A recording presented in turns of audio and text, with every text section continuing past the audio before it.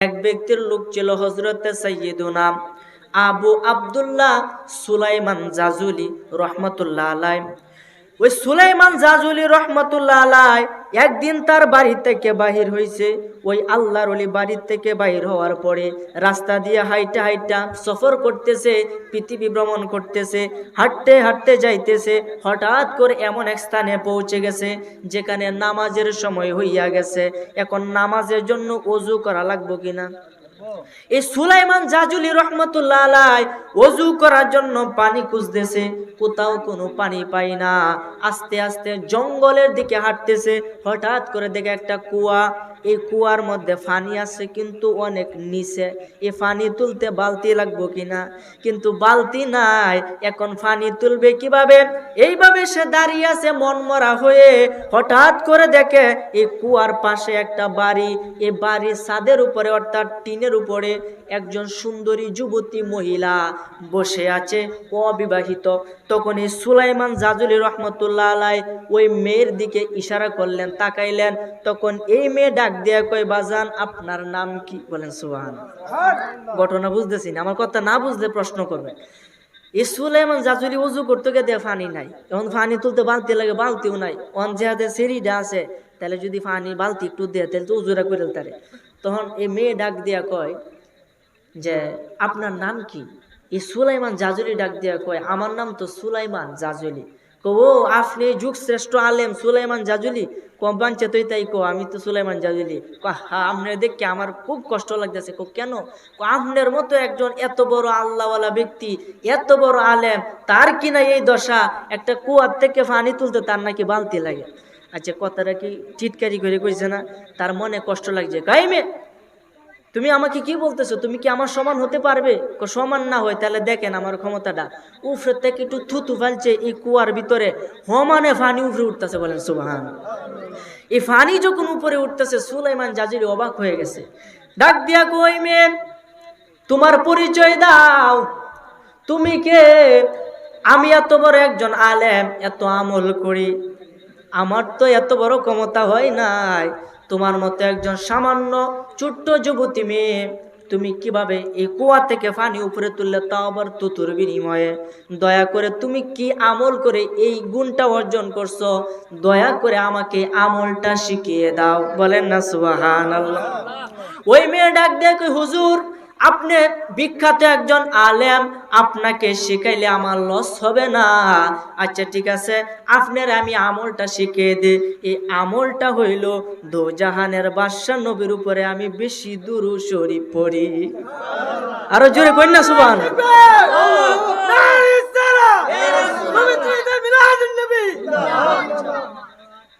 আমি রাসূলে পাক সাল্লাল্লাহু আলাইহি ওয়াসাল্লামের উপরে দুরূদ শরীফ পড়ি, এই কারণে আমার এই গুণ আল্লাহ তাআলা দিয়েছে। এই কথা শুনে সুলাইমান জাজুলি রহমতুল্লাহ আলাইহি ডাক দিয়া কই, ওই মেয়ে আমি দুরূদ শরীফের অসংখ্য ফজিলত শুনেছি, কিন্তু তোমার মতো এত সুন্দর ভাষায় কেউ ফজিলত আমাকে বলতে পারে নাই। আজকে থেকে আমি দুরূদ শরীফ পড়ব এবং দুরূদের উপরে একটা কিতাব লিখব। বর্তমানে এই কিতাবটা শুধু বাংলাদেশ নয়, পৃথিবী বিখ্যাত কিতাব, নাম হলো দালাইলুল খয়রাত। জোরে বলেন সুবহানাল্লাহ। এই দালাইলুল খয়রাত রাসূলে পাক সাল্লাল্লাহু আলাইহি সাল্লামের দুরূদের উপরে তিনি লিখেছে। লেখার পরে কিছুদিন পরে তিনি ইন্তেকাল করেছে। ইন্তেকাল করার পরে তাকে সুস নগরীর মধ্যে তাকে দাফন করা হয়েছে। দাফন করার 1 বছর 2 বছর নয়, 10 বছর 20 বছর নয়, 77 বছর পরে একজনকে স্বপ্নে দেখাইছে যে আমার এই কয়বরটা তাড়াতাড়ি এই জায়গা থেকে তুললে মুরুক কই নিয়ে তুমি দাফন করো। তার পরাণ মুরিদরে এই স্বপ্ন দেখানোর পরে সে স্বপ্নের ব্যাখ্যা বোঝে না। 2-3 বার স্বপ্ন দেখার পরে কবর থেকে তারে তোলা হয়েছে। তুইলে দেখে তার কাফনের কাপড়টাও পচে না, কাফনের কাপড়টাও পচছে না। কি মনে করেন? তখন ডাক দিয়া কই, এই লোকটা কি আমল করতো? এই যে আমরা জীবিত মানুষ, আমাদের যদি এনবার টিপ দিয়ে কতক্ষণ ধরে রাখে, এনতে কি রক্ত সরে যায় না? সাদা হয়ে যায়। দেখেন যে এনার টিপ দিয়ে ধরে রাখলে কি হয়? সাদা হয়ে পড়ে, কারণ রক্ত শরীর মানে এখান থেকে জাগা। আবার যখন সাইরে দে আবার লাল হয়ে মানে রক্ত সঞ্চালন করে। একজন ব্যক্তি পরীক্ষা করার জন্য ওই সুলাইমান জাজুরি রহমতুল্লাহ আলাইহির চেহারার মধ্যে এই শাহাদাত আঙ্গুল দ্বারা এভাবে একটু যাতা দিছে, দেখে আমরা যে জীবিত মানুষ যেমন সাদা হয়ে এমন সাদা হয়েছে, সাইরে দেওয়ার সাথে সাথে আবার রক্ত ভরাট হয়েছে। বলেন না সুবহানাল্লাহ। তার মানে ৭৭ বছর পরেও তার লাশটা পচে নাই, তার কাফনের কাপড়টাও পচে নাই। তিনি কি আমল করতেন? এমনকি ২৪ ঘন্টা তার কবর থেকে মেশকে আম্বরের সুঘ্রাণ বাইরিত। তিনি একটাই আমল করতেন, এটা হলো রাসূল পাক সাল্লাল্লাহু আলাইহি ওয়াসাল্লামের বেশি বেশি দুরূদ শরীফ পড়তেন। আমার আলোচনা বিষয়টা আমাকে বলেছে নবীজির চরিত্র সম্পর্কে আলোচনা করতাম, কিভাবে তিনি জীবনযাপন করেছেন। আমাদের তো এইভাবে জীবনযাপনটা করল লাগবো, কোনটা কোন বাঁচবেন সারা জীবন বাঁচতেন না, মইরা যাওয়ার লাগবো। এই কারণে রাসূল পাক সাল্লাল্লাহু আলাইহি ওয়াসাল্লামের নাম শোনা মাত্রই দুরূদ পড়া আমাদের উপরে ওয়াজিব। কথা কোন ঠিক কিনা? যদি নাম শুনে দুরূদ না পড়েন তাহলে কি শাস্তি হবে একটু শুনেন। হযরত কাব রাদিয়াল্লাহু তাআলা আনহু নবীজির একজন বিখ্যাত সাহাবী। ওই কাব রাদিয়াল্লাহু তাআলা আনহু নিজে বলতেছে, একদিন রাসূল পাক সাল্লাল্লাহু আলাইহি ওয়াসাল্লাম মসজিদের ভিতরে প্রবেশ করলেন। প্রবেশ করার পরে আমাদেরকে একটু ডাক দিলেন, এই তোমরা আমার দিকে আসো। এই কাব রাদিয়াল্লাহু তাআলা আনহু বলে, আমি এবং আমার সহপাঠীরা রাসূল পাক সাল্লাল্লাহু আলাইহি ওয়াসাল্লামের কাছে গেলাম। কাছে যাওয়ার পরে রাসূল সাল্লাল্লাহু আলাইহি ওয়াসাল্লাম একটা সিঁড়ির মধ্যে পা দিল। মিম্বারের কিন্তু 3টা সিঁড়ি থাকে, এক সিঁড়ির মধ্যে পা দিয়ে তিনি বললেন আমিন। দ্বিতীয় সিঁড়ির মধ্যে পা দিলে তিনি বললেন আমিন। তৃতীয় সিঁড়ির মধ্যে পা দিয়ে তিনি বললেন আমিন। এরপরে নামলেন। নামার পরে সাহাবীরা ডাক দিয়ে কই, ইয়া রাসূলুল্লাহ, আপনি 3বার বলছেন আমিন 3টা সিঁড়ির মধ্যে দাঁড়াইয়া, এর হাকিকতের ব্যাখ্যা তো আমরা বুঝতে পারতেছি না, দয়া করে এর হাকিকতটা আমাদেরকে একটু বোঝাইয়া দেন। নবীজি ডাক দিয়া কয়, আমি যা দেখি তোমরা তা দেখতে পাবে না, কারণ আমি নবী তোমাদের মতো না, তোমরা আমার মতো না। সুবহানাল্লাহ। নবীজির মতো কেউ আছে? কোনটা কো? নবীজির মতো কেউ না। এই কারণে নবীজি ডাক দিয়ে কই, প্রথম সিঁড়িতে পা রাখার সঙ্গে সঙ্গেই হযরতে জিবরাইল আমিন আমার কানে কানে আয়সা বলতেছে, ইয়া রাসূলুল্লাহ, আল্লাহ আপনাকে সালাম দিয়েছে আর আমাকে এই দোয়া করতে বলছে যে কি, যে ব্যক্তি রমজান মাস পাইল অথচ রমজান মাস পাইয়া নিজের জীবনের সমস্ত গুনাহ খাতা ক্ষমা করাইতে পারল না, ওই ব্যক্তি ধ্বংস হোক, তার উপরে আল্লাহর গজব নাজিল হোক। নবীজি বলছেন আমিন, তাই হোক। সুবহানাল্লাহ। আচ্ছা বলেন, জিবরাইলে দোয়া করছে, নবীজি আমিন কইছে, বলেন দোয়াটা কি কবুল হইব না বিফলে যাইব? কবুল হয়ে রয়েছে। দ্বিতীয় সিঁড়িতে যখন আমি পা রাখলাম তখন জিবরাইল আমার কানে কানে বলতেছে, ইয়া রাসূলুল্লাহ, যে ব্যক্তি আপনার নাম মুবারক শুনলো, শোনার পরে দুরূদ শরীফ পড়লো না, ওই ব্যক্তির আল্লাহর গজবে নিপতিত হোক, ওই ব্যক্তির উপর আল্লাহ লানত হোক, ওই ব্যক্তি ধ্বংস হোক। নবীজি বলছেন আমিন, এটাই হোক। সুবহানাল্লাহ। তার মানে দুরূদ শরীফ পড়াটা কি আমাদের জন্য কর্তব্য কিনা? তৃতীয় সিঁড়িতে পা রাখার পরে আমিন কেন বললেন? নবীজি ডাক দিয়া কয়, সাহাবীরা রে, তৃতীয় সিঁড়িতে পা রাখার পরে আমি আমিন বললাম এই কারণে, যে ব্যক্তি তার পিতা মাতারে বৃদ্ধ অবস্থায় জীবিত পাইল অথচ পিতা মাতার খেদমত করে বেহেশত অর্জন করতে পারলো না, সেই ব্যক্তি ধ্বংস হোক, তার উপরে আল্লাহর গজব হোক। নবীজি বলছেন আমিন, এটাই হোক। সুবহানাল্লাহ। তাহলে কি বলছেন, নবীজি দোয়াটা যে করছেন কি কম টম দোয়াটি মনে হলো? হ্যাঁ, রমজান মাস হয়েছে আমাদের গুনাহ মাফের একটা স্পেশাল সুযোগ। এই দিন ও দোহানে মাঝে লাল পর্দা টাঙ্গাইয়া খাওয়া। কথা কোন ঠিক কিনা? আই রে মানুষ মুসলমান আমরা নামে, শুধু কামে মুসলমান না। কথা কোন ঠিক কিনা? শিফাউল কুলুব এই কিতাবের 309 অথবা 303 পৃষ্ঠার মধ্যে আছে, এক ব্যক্তি, অনেক বুজুর্গ আছেন, তিনি মারা গেছে। মারা যাওয়ার পর একজন প্রতিবেশী তার স্বপ্ন দেখতেছে যে কি, তার মাথার মধ্যে জাহান্নামের আগুনের আংরার একটা টুপি তার মাথার মধ্যে আল্লাহ দেয়া দিছে। তখন এই ব্যক্তি ডাক দিয়ে কই, কি গো ভাই, দেখতাম দুনিয়ার মাঝে ভালোভাবেই চলতাম, নামাজ পড়তাতে, তোমার আজ কি অবস্থা কেরে? ওই ব্যক্তি ডাক দিয়া কই, ভাই দুঃখের কথা কি কইয়াম, আমার সমস্ত আমল, আমার শত মারেফত আছে, আমার আল্লাহ কাইরে নিছে। ওইটার কারণ কি? আমি যখনই রাসূল পাক সাল্লাল্লাহু আলাইহি ওয়াসাল্লামের নাম শুনতাম তখন দুরূদ পড়তাম না। নাউজুবিল্লাহ। এই দুরূদ পড়ার না পড়ার কারণে আমার পক্ষ থেকে, আমার মাথার থেকে সমস্ত ব্রেন উড়াইয়া এন এই জাহান্নামের আগুনে আংরা বয়া দিছে। বলেন এটা কি শাস্তি হয়েছে নাকি শান্তি হয়েছে? তাহলে এই শাস্তি কি আমরা পাইতাম চাই? না।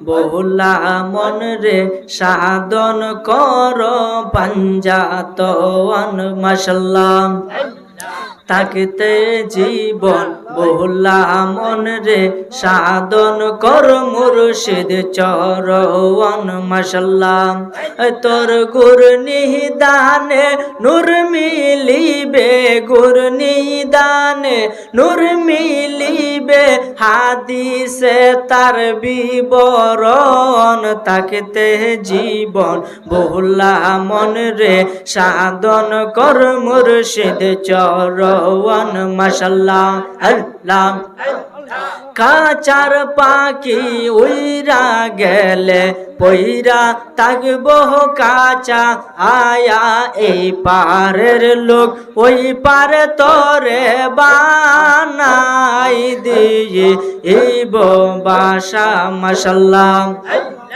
অন্ধকার কবরে তোমার নবী চারা নায়া পন অন্ধকার কবরে তোমার নবী যারা নায়া পন দম ফুরাইলে বুঝবে রে তোর কে হবে আপন মাশাল্লাহ আল্লাহ আল্লাহ আল্লাহ আল্লাহ আল্লাহ আল্লাহ মাশাল্লাহ আল্লাহ আল্লাহ আল্লাহ হু আল্লাহ রে মন আল্লাহ কর সাধনা ওরে আল্লাহর জিকির না করিলে কালব জিন্দা হবে না তোমার আল্লাহর জিকির না করিলে কালব জিন্দা হবে না আল্লাহ হু আল্লাহ রে মন আল্লাহ কর জফনা তোমরা আল্লাহ হো আল্লাহ রে মন আল্লাহ কর সাধনা মাশাল্লাহ আল্লাহ আল্লাহ বট বৃক্ষ তরুলতা সবুজ গাছের যতই পাতা জিকিরেতে নাই সে মাথা নয়ন খুলে দেখো না আল্লাহ হো আল্লাহ রে মন আল্লাহ কর সাধনা আল্লাহ হো আল্লাহ রে মন আল্লাহ কর জফনা মাশাল্লাহ আল্লাহ আল্লাহ আল্লাহ আসমান জমিন গ্রহ তারা আল্লাহর জিকির করে তারা মানুষ হইয়া কেন তোমরা আল্লাহর জিকির করো না আল্লাহ হো আল্লাহ রে মন আল্লাহ কর জফনা আল্লাহ হো আল্লাহ রে মন আল্লাহ কর সাধনা মাশাল্লাহ আল্লাহ আল্লাহ ফানা ফানা জবান খুলেন আল্লাহ আল্লাহ আল্লাহ আল্লাহ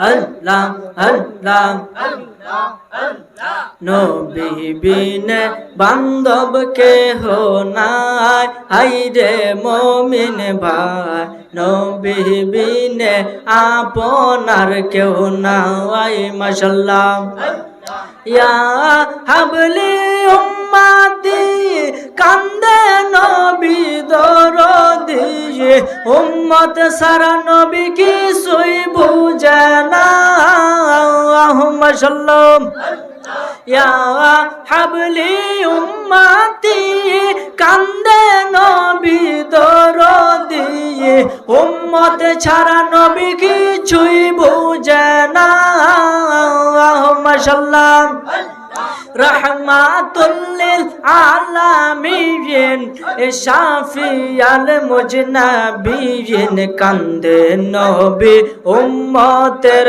মায়ায় আইরে মুমিন ভাই নবী বিনে দরদিয়ার নাই মাশাল্লাহ আল্লাহ আল্লাহ বনের অযোগ্য রে চির সতর দরে নবীজিকে ছায়া দিত ভাই মাশাআল্লাহ।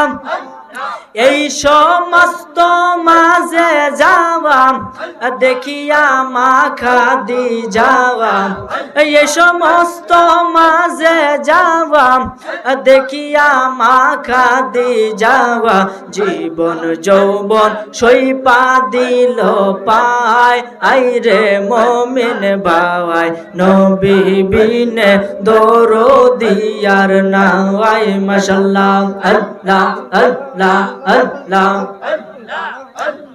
আল্লাহ আল্লাহ উপর উপর দেখতে বালা ভিতর ফুইরা কয়লা, আমি জানি গো মুর্শিদ নামে আছে কত জ্বালায়া, আমি জানি গো হাজারির প্রেমে আছে কত জ্বালায়া মাশাআল্লাহ। মান করলো মান সব হারাইলাম মুর্শিদ প্রেমে পইরা আয়া, মান করলো মান সব হারাইলাম হাজারের প্রেমে পইরা মাশাআল্লাহ। আল্লাহ আল্লাহ আল্লাহ দেখা যদি নাইবা দিবা কেন প্রেম শিখাইলায়া, আমি জানি গো দয়ালের প্রেমে আছে কত জ্বালায়া, আমি জানি গো দয়ালের নামে আছে কত জ্বালায়া মাশাআল্লাহ। আল্লাহ আল্লাহ আল্লাহ আল্লাহ আল্লাহ আল্লাহ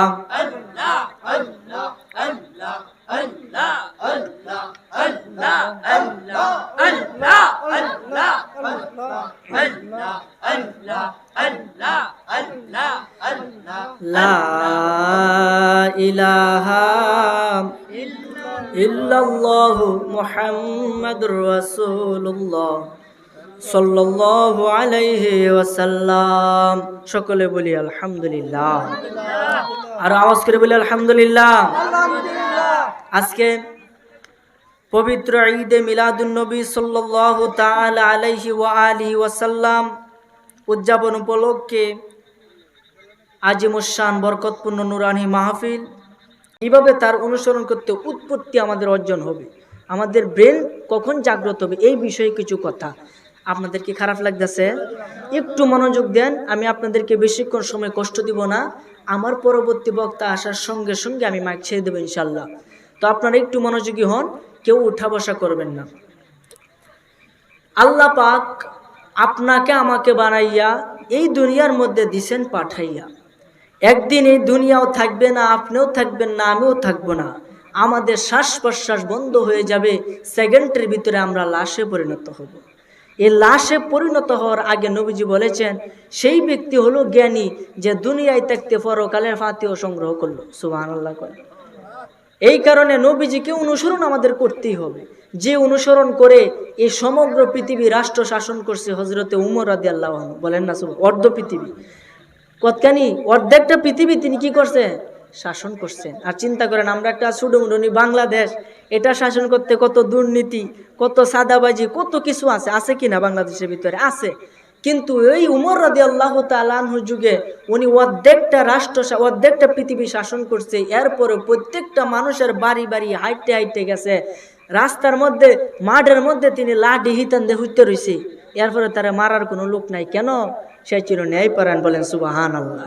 তিনি নবীজির অনুসরণ করতেন, তিনি দিন হলে রাষ্ট্রের কাজ পরিচালনা করতেন, রাত্র হলে ছদ্মবেশে বাহির হয়ে যেতেন, কেলা কোন অসুখে আছে, কেলা কোন দুর্ভোগে আছে, কে কত কষ্ট পাইতেছে এটা দেখতে পারেন। সুবহানাল্লাহ।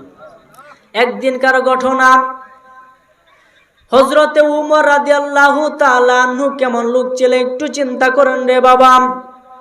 হযরতে উমর রাদিয়াল্লাহু তাআলা আনহু এতই ক্ষমতাবান ছিল, উনি যেই রাস্তা দিয়ে হাইটা যাইতেন 40 দিন পর্যন্ত শয়তান ওই রাস্তা দিয়ে হাইটা যাইতো না। সুবহানাল্লাহ। 40 দিন পর্যন্ত শয়তান ভয় পাইতো। এই কারণে আমাদের বুজুর্গানে দিন তদবিরের কিতাবের মধ্যে লেখা হয়ে গেছে, যদি কোনো মানুষের স্বপ্ন দোষ হয়, স্বপ্ন দোষটা হয় শয়তানের পক্ষ থেকে। অনেকের হয় কি হয় না, এটা খারাপ না, মূলত আমাদের বিজ্ঞানের সায়েন্সে যেটা বলে, এটা যদি আপনার ভিতরের এটা যদি বাইরে যা, তখন এটা স্বপ্ন দোষের মাধ্যমে বাহির হইয়া আসে, তখন গোসল করা ফরজ হইয়া পড়ে। তো যাই হোক, এই স্বপ্ন দোষ হইলে মানুষ আস্তে আস্তে দুর্বল হতে থাকে, চিকন হতে থাকে, তার ভিতর থেকে ক্যালসিয়াম গুলা, শক্তিগুলা বাহির হতে থাকে।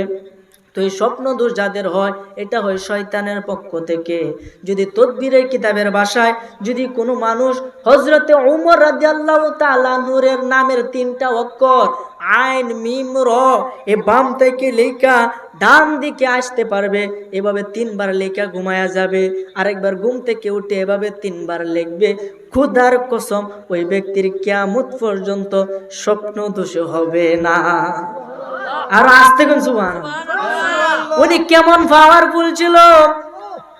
রাসূল পাক সাল্লাল্লাহু আলাইহি ওয়াসাল্লাম যখন আমাদের কাছ থেকে পর্দা করলেন, এই 12ই রবিউল আউয়াল এই যে আসতেছে, এই দিনে তিনি আগমন করেছে, এই দিনে আমাদের কাছ থেকে বিদায় নিয়েছে, কিন্তু নবীজি মরে নাই।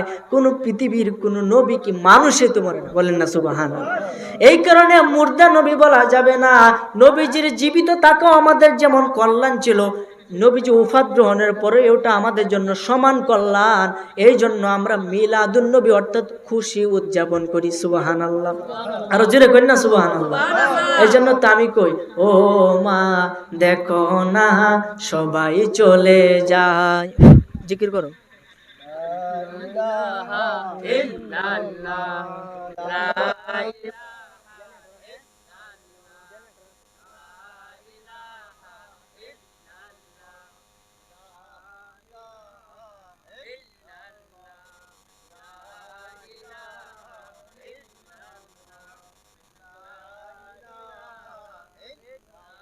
জোরে জিকির করুন, জোরে।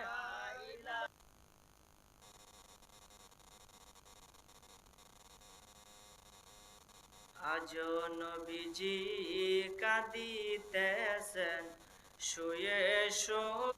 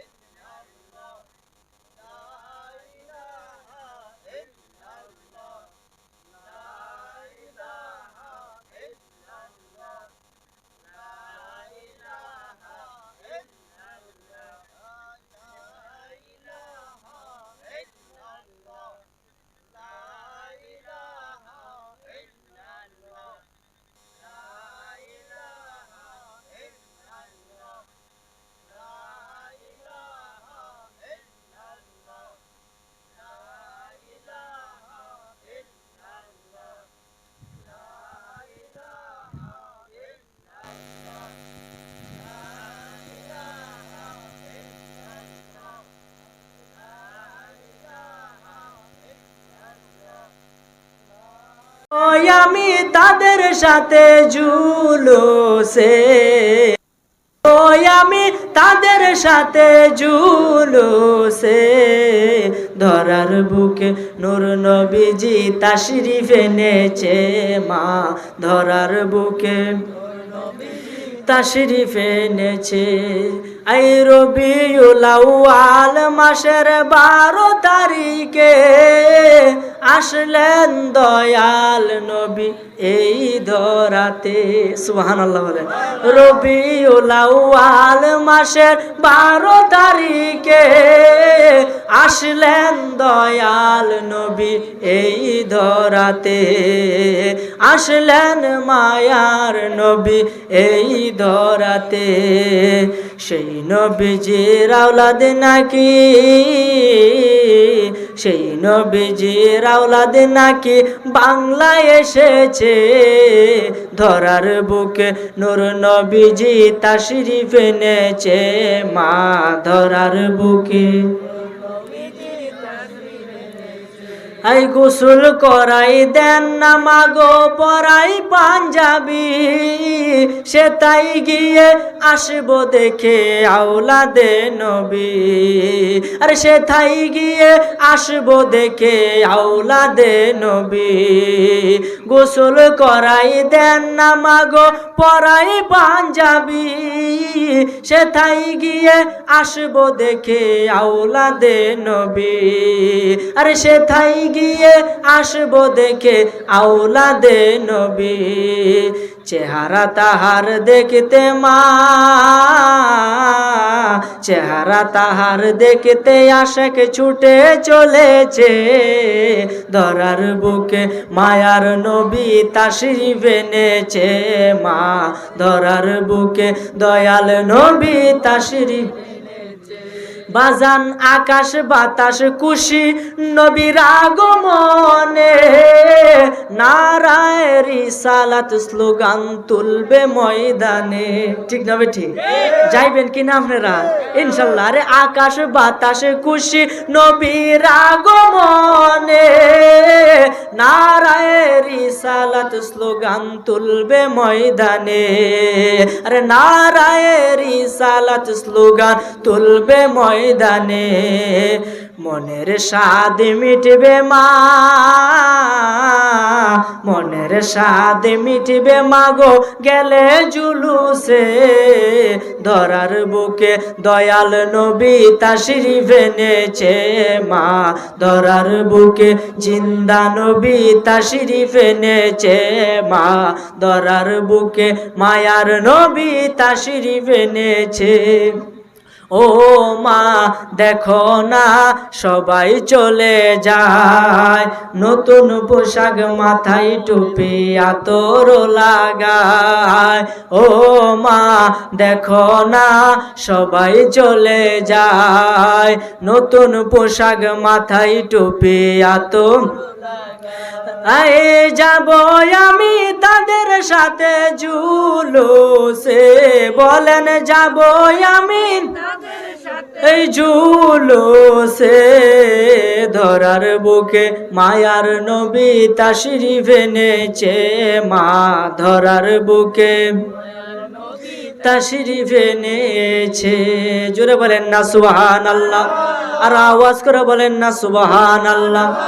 আমার ভাইরা বাবারা বন্ধুরা, নবীজির আগমনের কথা যদি আমি বলি সারা রাত্র বললে এর ফজিলত শেষ হবে না রে বাবা।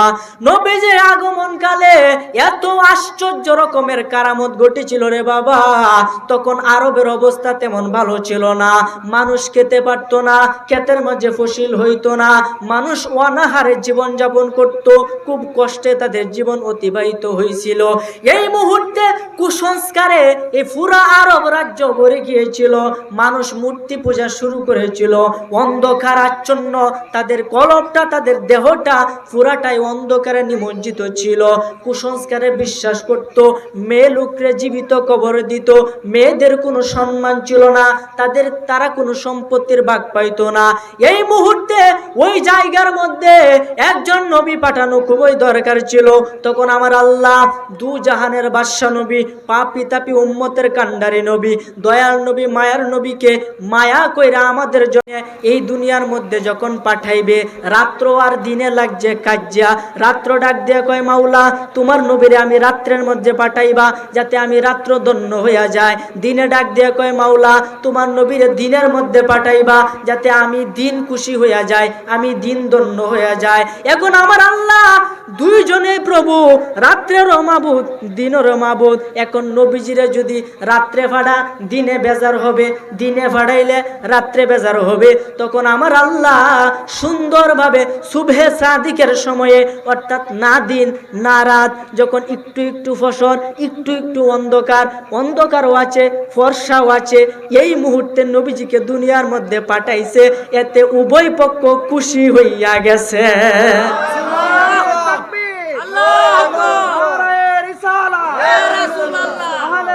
সুন্নাত ওয়াল জামাত জিন্দাবাদ মাহমুদাবাদ দরবার শরীফ জিন্দাবাদ। এই জন্য আমার ভাইয়েরা, এই পৃথিবীর মধ্যে আগে একটা জায়গার মধ্যে নির্দিষ্ট একটা জায়গা ছিল যেখানে নামাজ আদায় করত। নামাজ ফরজ ছিল না, ইচ্ছা হলে পড়তো, না ইচ্ছা হলে না পড়তো। কিন্তু আপনি আমার নবী এই দুনিয়ার মধ্যে কদমটা রাখার সঙ্গে সঙ্গে পুরা পৃথিবীটারে আমার আল্লাহ মসজিদে বানায়া দিছে। এই জন্য তো আমি কই, হাওয়া মারিয়া সবাই এলো মা আমেনার ঘরে, আরে সালাতু সালাম জানিয়ে নূরকে বরণ করে। বলবেন না সুবহানাল্লাহ। হাওয়া মারিয়া সবাই এলো মা আমেনার ঘরে, আরে সালাতু সালাম জানিয়ে নূরকে বরণ করে। আরে রাহমাতুল লিল আলামিন, আরে রাহমাতুল লিল আলামিন কুল কায়নাত পেল সুন্দর বাগান দেখিতে মদিনাতে চলো, সুন্দর বাগান দেখিতে ও মদিনা, ও মদিনা, ও মদিনা রে, ও মদিনা, ও মদিনা, ও মদিনা রে। জোরে বলেন না সুবহানাল্লাহ। ওই নবীর আগমন মুহাম্মদ, 4 অক্ষরের নাম, মিম হা মিম দাল। আরে সাইরের মধ্যে আছে হাকিকত, সাহিত্যের ভিতরে আছে হাকিকত। বাবারে আরশ কুরসি লৌহ কলম কয়টা? শরীয়ত তরিকত হাকিকত মারেফত কয়টা? শরীয়ত লিখতেও 4টা অক্ষর, তরিকত হাকিকত মারেফত লিখতেও কিন্তু 4টা অক্ষরে। বলেন না সুবহানাল্লাহ। কাদরিয়া, চিশতিয়া, নকশবন্দিয়া, মুজাদ্দিদিয়া কয়টা হইল?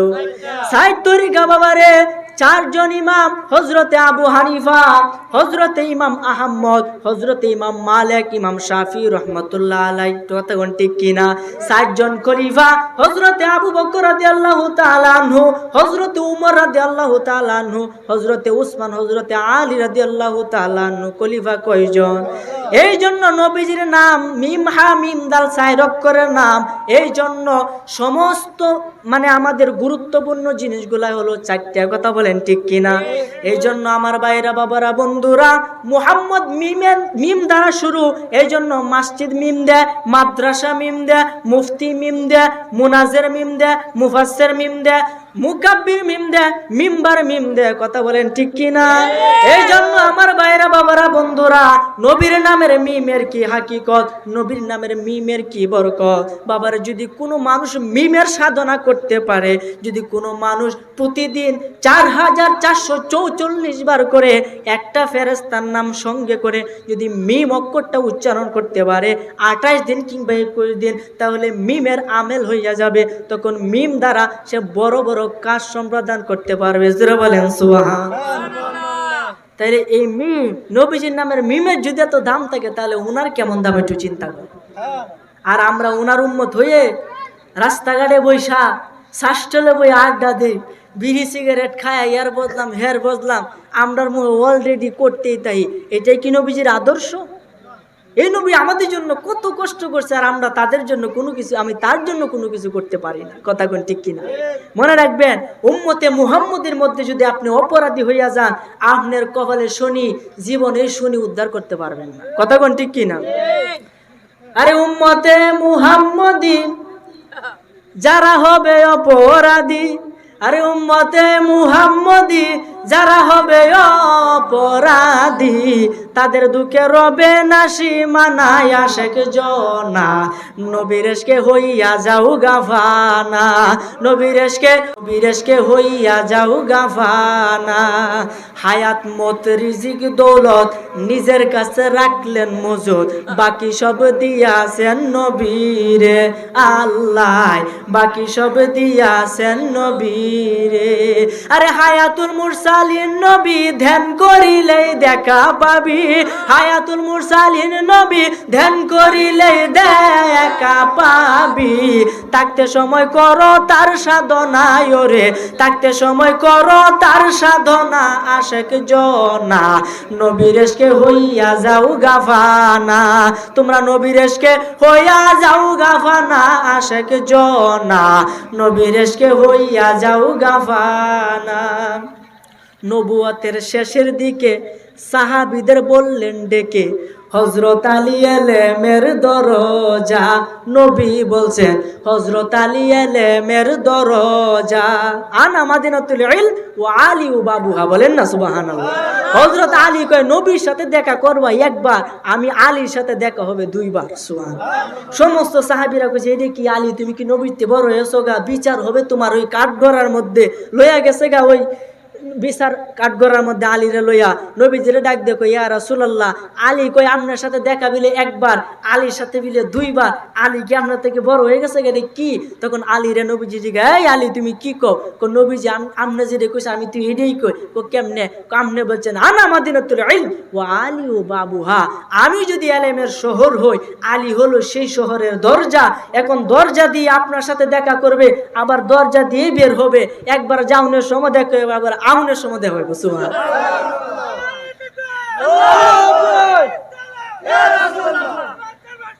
জিন্দাবাদ। এই কারণে নবুয়তের শেষের দিকে সাহাবীদের বললেন ডেকে, হযরত আলী এলেমের দরজা। নবী বলছেন হযরত আলী এলেমের দরজা। এই বিদায় হজে বলে গেলেন, আলীকে দেখাইয়া দিলেন। বিদায় হজে বইলা গেলেন, আলীকে দেখাইয়া দিলেন। আলী দিবে পথের নিশানা বাবা, আলী দিবে পথের নিশানা। আশেক জনা নবীরেশকে হইয়া যাও গাফানা, নবীরেশকে হইয়া যাও গাফানা। আশেক জনা নবীরেশকে হইয়া যাও গাফানা। স্বয়ং আল্লাহ তাআলার মুখের বাণী খুলে দেখো কুরআন খানি, সূরা মাইদার আয়াত ৩৩। হায় রে সূরা মাইদার আয়াত ৩৩। আল্লাহ তাআলার মুখের বাণী খুলে দেখো কুরআন খানি, সূরা মাইদার আয়াত ৩৩। হাশেম বলে উসিলা বিনে, অদম খলিল বলে উসিলা বিনে, কেতরাবে শেষ নিদানে। এই অধম বলে উসিলা বিনে, কেতরাবে শেষ নিদানে। নবীর সাথে রাখলে না দেনা আশেক জনা, নবীর এশকে হইয়া যাও গাফানা। তোমরা নবীর এশকে হইয়া যাও গাফানা। আশেক জনা নবীর এশকে হইয়া যাও গাফানা। এই উম্মতে মুহাম্মদী যারা হবে অপরাধী, উম্মতে মুহাম্মদী যারা হবে অপরাধী, তাদের দুঃখে রবে না সীমানা। আশেক জনা নবীর এশকে হইয়া যাও গাফানা, নবীর এশকে হইয়া যাও গাফানা। আশেক জনা নবীর এশকে হইয়া যাও গাফানা। জোরে বলেন সুবহানাল্লাহ। সে নবীর প্রেমে আমরা পড়তে চাই কিনা বলেন? কেলা কেলা চাই না, একটু আতুডায় এটা হলে উষে নাই তো আমরা জুসি উঠতে উঠছি। বাজান আমি কিন্তু আপনাদেরই সন্তান, আমি আপনাদের দুয়ায় বিভিন্ন জায়গার মধ্যে ওয়াজ নসিহত করি। আমার এত যোগ্যতা নাই, তবে যোগ্যতা থাকলেই আলেম হওয়া যায় না যদি নবীর মুহাব্বত অন্তরে না থাকে। কথা কোন ঠিক না? আরে কোরআন হাদিস পড়লে সবাই আলেম তো হয় না। আরে কোরআন হাদিস পড়লেই সবাই আলেম তো হয় না। এই নবীর প্রেমে মজলো যারা তারাই মাওলানা। সুবহানাল্লাহ। আপনিও মাওলানা যদি নবীর প্রেম আপনার ভিতরে থাকে। তিন ভাতা পড়ছেন না, কোনো ভয় নাই। নবী যদি আপনারা টাইনা নে, এই আলেম যদি দূরা সরায় নে, তা আলেমের থেকে আপনি তো বালা। আলেম হতে হবে আলেমের মতো। আলেম কারা? যারা জ্ঞানী। জ্ঞানী কারা? যারা দুনিয়ায় থাকতে পরকালে ফাতিহ সংগ্রহ করে। পরকালে ফাতিহ হলো নবীর দুরূদ, নবীর অনুসরণ। বলেন সুবহানাল্লাহ। এই জন্য হযরত উমর নবীজির কেমন অনুসরণ করতেন। একদিন রাত্রেবেলা তিনি যখন বাদশাহ, সবাই ঘুমায় গেছে, তিনি সুন্দরভাবে তার বেশটারে ফালদাইয়া ছদ্মবেশে বাড়ির থেকে বাইর হইয়া তিনি তার নগরীর মধ্যে হাইটা হাইটা দেখতেছে কেলা কোন অসুবিধার মধ্যে আছে। সুবহানাল্লাহ। কেমন অনুসরণ নবীজিকে করতেন। একটা ঘরের মাঝে গেছেন, দেখতেছে দূর থেকে একজন মহিলা চুলার মাঝে আগুন ধরাইছে। ধরানির পরে একটা পাত্র, এটার মাঝে দিয়া পানির মধ্যে টকবক করতেছে, কি যেন রান্না করতেছে। তার ছেলে বলতেছে আম্মু খাওয়ান দেও, খাওয়ান দেও, তাড়াতাড়ি খাওয়ান দেও, আর কান্নাকাটি করতেছে। হযরতে ওমর রাদিয়াল্লাহু তাআলা আনহু দূর থেকে সবগুলা পর্যবেক্ষণ করতেছে। হঠাৎ করে ছেলে কাঁদতে কাঁদতে ঘুমায়া গেছে। ওই মাও কি করছে, এই হাড়িটারে এই চুলার থেকে নামায়া নিচে রাইকা সেও ঘুমায় গেছে। হযরত কোন কানলো, সে খাওয়ান দিল না, সে বলে ওইতাছে ওইতাছে। এখন খাইন্দা ছেলে ঘুমায় গেছে, এখন সে ডেকডারে নামাইয়া সেও ঘুমায় গেছে, কিছু খাইলো না। এর হাকিকত কি আমি জানতে চাই, বলেন সুবহান। হযরতে উমর রাদিয়াল্লাহু তাআলা আনহু দরজার মধ্যে গিয়ে টোকা দেয়, বলে মা দরজাটা খুলো। ওই মহিলা দরজা খুলে দেখে একজন অচেনা লোক। উমর যে বাদশা চিনে না, ছদ্মবেশ। তখন বলতেছে মা তোমার একটা জিনিস আমার কাছে আশ্চর্য লাগছে, দয়া করে আর ব্যাখ্যা কি তুমি একটু আমাকে দাও।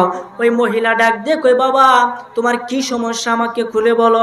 উমর রাদিয়াল্লাহু আনহু ডাক দিয়া কই মা আমি দূর থেকে দেখলাম তোমার ছেলে খাবারের জন্য কাঁদতাছে, কিন্তু তুমি চুলার উপরে উনুনের উপরে পাত্র রাইখা লাকড়ি দ্বারা তুমি আগুন ধরাইয়া টকবক করতেছে। আমি দূর থেকে শুনলাম তুমি কি রান্না করলা, তোমার ছেলেরেও দিলা না, তুমি নিজেও খাইলা না, তাহলে তুমি কি রান্না করলা আমাকে একটু দেখাও।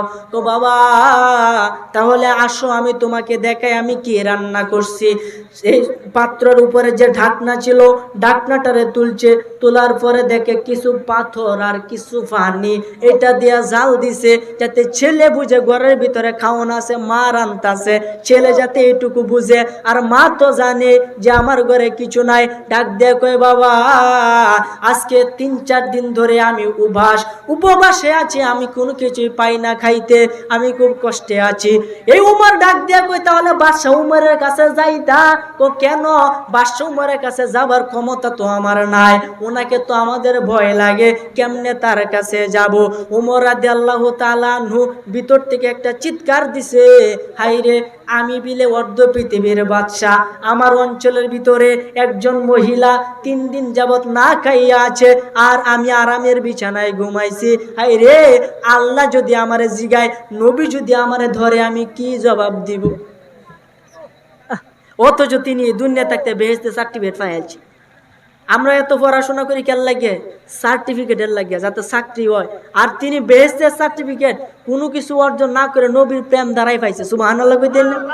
তিনি ফায়ালছে, এরপরও তার কত ভয়, তিনি দৌড়িয়া গেছে বাইতুল মাল, যেখানে রাষ্ট্রীয় সম্পদ রাখা হয়। বাইতুল মালে ডাক দিয়ে কই ওই বাইতুল মালের দ্বার রক্ষক দরজা খুল। হুজুর আপনি এত রাত্রে কেন আসছেন? তাড়াতাড়ি দরজা খুল, তাড়াতাড়ি আডার বস্তা চিনির বস্তা আমার মাথা তুলে দে। হুজুর আমি থাকতে আপনি কেন?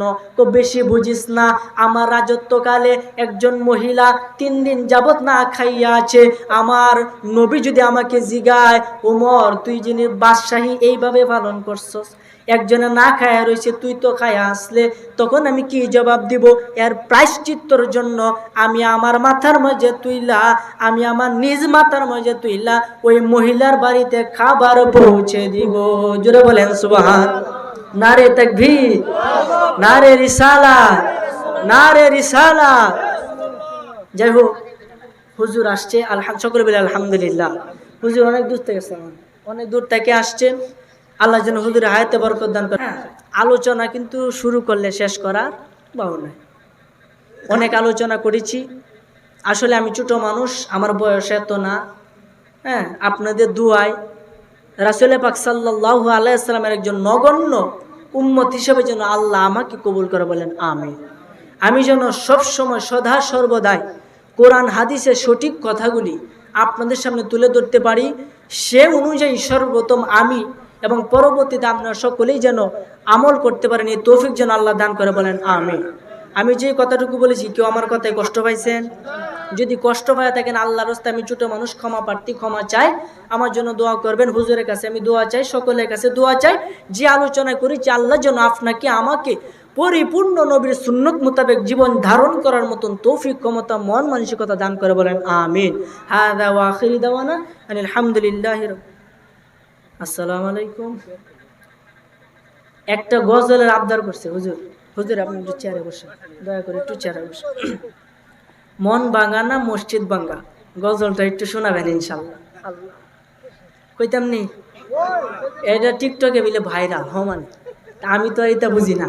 তো যাই হোক, আমি হুজুরের অনুমতি ক্রমে যাই হোক, যেহেতু আবদার করছে আমি বলবো ইনশাল্লাহ। মন ভাঙ্গা না মসজিদ ভাঙ্গা, ভাঙ্গায় আল্লাহর কাবা ঘর, ভাঙ্গায় আল্লাহর কাবা ঘর, কলবের ভিতর আল্লাহর বাড়ি, মনের ভিতর আল্লাহর বাড়ি, ব্যথা দিস না তার ভিতর। মন ভাঙ্গা না মসজিদ ভাঙ্গা, ভাঙ্গা আল্লাহর কাবা ঘর, ভাঙ্গা আল্লাহর কাবা ঘর, মন মন্দিরে আল্লাহর বাড়ি, ব্যথা দিস না তার ভিতর। আসল কাবা না চিনিলে, ডাকলে কি আর তারে মিলে, নামাজ রোজা সব বিফলে, নামাজ রোজা সব বিফলে, বৃথায় আল্লাহু আকবার। মন ভাঙ্গা না মসজিদ ভাঙ্গা, ভাঙ্গা আল্লাহর কাবা ঘর, ভাঙ্গা আল্লাহর কাবা ঘর, মন মন্দিরে আল্লাহর বাড়ি, কলবের ভিতর আল্লাহর বাড়ি, ব্যথা দিস না তার ভিতর। খুশি রাখতে মানুষের মন সাজাইলেন আল্লাহ বিশ্বভুবন, ফেরেশতাগণ সেজদা করে, ফেরেশতাগণ সেজদা করে, মকরণে পাই লান্নতের ঘর। মন ভাঙ্গা না মসজিদ ভাঙ্গা, ভাঙ্গা আল্লাহর কাবা ঘর, ভাঙ্গা আল্লাহর কাবা ঘর, মন মন্দিরে আল্লাহর বাড়ি, কলবের ভিতর আল্লাহর বাড়ি, ব্যথা দিস না তার ভিতর। বলেন সুবহানাল্লাহ। এখানে মন্দির বলাতে অনেকেই মানে ভেজাল ধরতে পারে। মন্দির শব্দটা কিন্তু হিন্দুদের মানে মন্দিরকে বোঝায়। মূলত আমরা বলে মসজিদ, তারা বলে মন্দির, মূলত অর্থ একই হয়, জল আর পানি, কথা কিন্তু একই। যাই হোক, এটার মধ্যে যেন আমরা ফেস না লাগে, আল্লাহ যেন আমাদের প্রত্যেকের সঠিক বুঝদান করে, আমিন। আসসালামু আলাইকুম ওয়া রাহমাতুল্লাহি ওয়া বারাকাতুহু।